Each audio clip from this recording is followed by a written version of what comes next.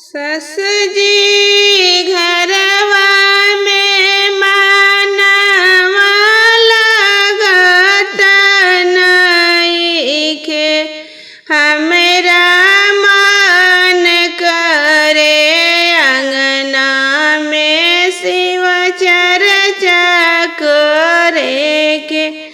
सस जी घरवा में मानवा लगत नइखे, हमरा मन करे अंगना में शिव चर्चा करे के।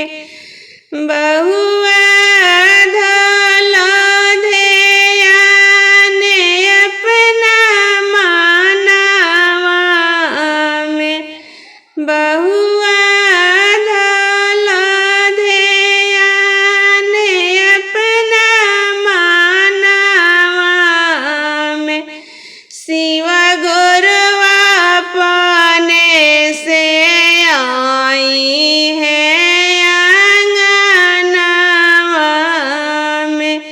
शिव गुरुआ अपने से आई है आंगनवा में। गोतिनी घरवा में मानवा लगत नइखे, हमरा मन करे अंगना में शिव चर्चा करे के।